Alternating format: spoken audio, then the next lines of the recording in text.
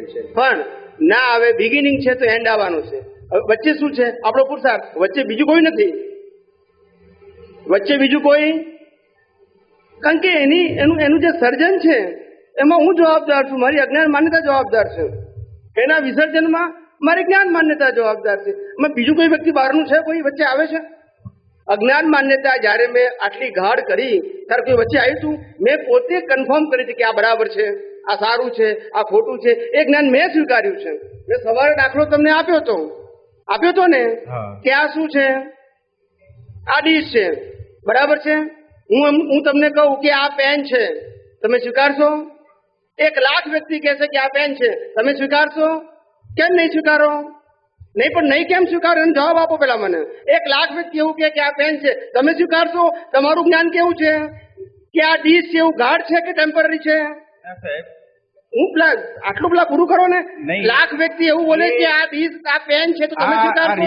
આ રિસેસમાં આ બાબતમાં પછી મેં વિચાર્યું, સાંભળો તમને કહું, તમે 1,00,000 વ્યક્તિ એવું બોલે કે આ પેન છે, તમે સ્વીકારશો? કારણ કે તમારું જ્ઞાન કેવું છે? ના હું તમને કહું છું, તમે એવી રીતે જ્ઞાની પુરુષ શું અનુભવનું જ્ઞાન શું કહે છે કે હું શુદ્ધાત્મા છું શરીર હોવા છતાં. એક એમને ગાઢ થયું છે. હવે એ ગાઢ થયેલું જ્ઞાન આપણને દ્રષ્ટિ રૂપે આપ્યું, પણ આપણે શું કરવાનું છે? હવે ગાઢ કરવાનું છે. લોકો તો કહેશે તું ચંદુભાઈ છું, તું આવો છું, તું નાલાયક છું, તું સારો છું, આનો ધણી છું, ખેલાનો આનો છોકરો છું. લોકો કહેશે. આપણે શું કહેવાનું અંદરથી? હું શુદ્ધાત્મા છું. પેલો કે તું આનો ધણી છું, હું શુદ્ધાત્મા છું, ધણી ચંદુભાઈ છે. પેલો કે તું બાપ છું, તો બાપ ચંદુભાઈ છે, હું શુદ્ધાત્મા છું. એમ આપણે ફેરવ કરવાનું. જગત તો પેલું અજ્ઞાન આપવા તૈયાર જ છે, આપવા નહીં, ગાઢ કરવા તૈયાર છે. હવે તમારે નક્કી કરવું મારે શું ગાઢ કરવું. આ પેન છે ગાઢ કરવું કે આ ડીશ છે ગાઢ કરવું, એ આપણા ઉપર છે. ના પણ હવે હું એ જ વાત કહેવા માંગુ તમને. એનો બીજો ફેસ કહ્યું તમે હમણાં કહ્યું, આ તો બધા સ્વીકારી લે છે કે આ શું કહ્યું આપણે એને ડીશ કહી, બરોબર છે. તમે જે એને ડીશ કહો છો, અમને કહો છો, તે કયા આધારે કહો છો? કે તમારી પાસે એ અનુભવ જ્ઞાન છે કે આ તત્વે કરીને, સ્વભાવે કરીને, ગુણે કરીને, ઇવન એના પર્યાયો પર કેવા છે તે જ્ઞાનીને અનુભવમાં છે, એના આધારે એ કહે છે.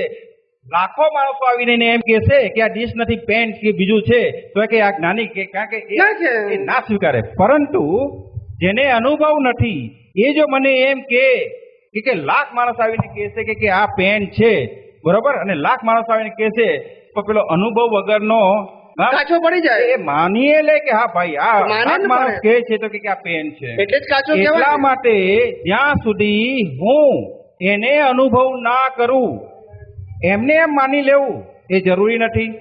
એટલે આપણે શું કહીએ છીએ? સાંભળો મારી વાત.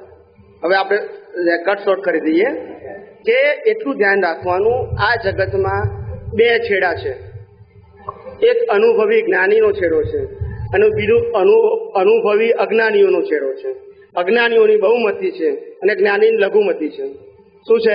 કોઈ પણ કાળે બહુમતી હોય જ નહીં. તીર્થંકર એકલા જ હોય, લાખ ના હોય. છે બહુમતી શેની હોય?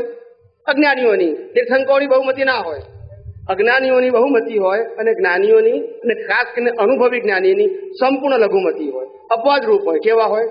અપવાદરૂપ. એટલે એ સંપૂર્ણ લઘુમતીમાં હોય અને જ્ઞાનીઓ અને અજ્ઞાનીઓ સંપૂર્ણ બહુમતીમાં હોય. કોઈ પણ કાળે આ વસ્તુ કાયમ માટે રહેવાની. હવે આપણે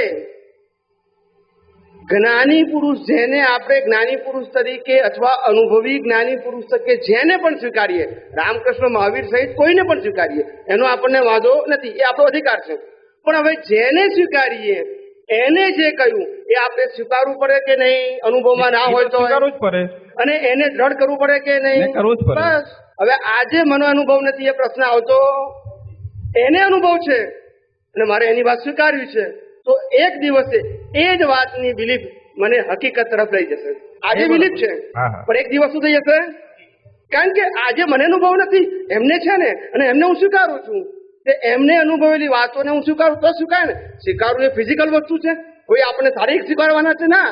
એમના જ્ઞાનને આધારે આપણે સ્વીકારીએ છીએ ને. આજે જ્ઞાની કેમ કહીએ છીએ? દેહના આધારે કહીએ છીએ, જ્ઞાનને આધારે કહીએ છીએ. તો એમનું અનુભવ જ્ઞાન જે આપણને શબ્દ રૂપે કહે છે, કયા રૂપે કહે છે? માધ્યમ તો એ જ છે. આજે મહાવીરે પણ કંઈ પણ કહેતો કયા આધારે કે? શબ્દથી જ કહે ને, બીજું કોઈ તો માધ્યમ છે નહીં કંઈ. તો શબ્દ રૂપે એમને જે એમના અનુભવનું કીધું તો આપણે જ્ઞાનીને જ્ઞાની તરીકે સ્વીકારીએ છીએ. તો એમનું અનુભવ જ્ઞાન આપણે શ્રદ્ધા તરીકે આજે સ્વીકારવાનું છે, પણ સિદ્ધાંત રૂપે. હવે સિદ્ધાંત રૂપે સ્વીકારીને આપણે હવે અનુભવની શ્રેણીમાં શું કરવાનું છે? આગળ વધવાનું છે. એમને જે કહ્યું એ સનાતન સિદ્ધાંત છે, પણ મને અનુભવમાં નથી આવ્યો. પણ એ જે કે છે એ એટલા માટે મને માન્ય થાય છે કારણ કે એમની અત્યાર સુધી સાંભળેલી વાતો બધી સૈદ્ધાંતિક હતી. જેટલી મને અનુભવમાં આવી એમની 10 વાતમાંથી ભલે મને 2 અનુભવમાં આવી, પણ 2 અનુભવનો સ્વીકાર થયો ને કે એમની વાત સિદ્ધાંતિક છે.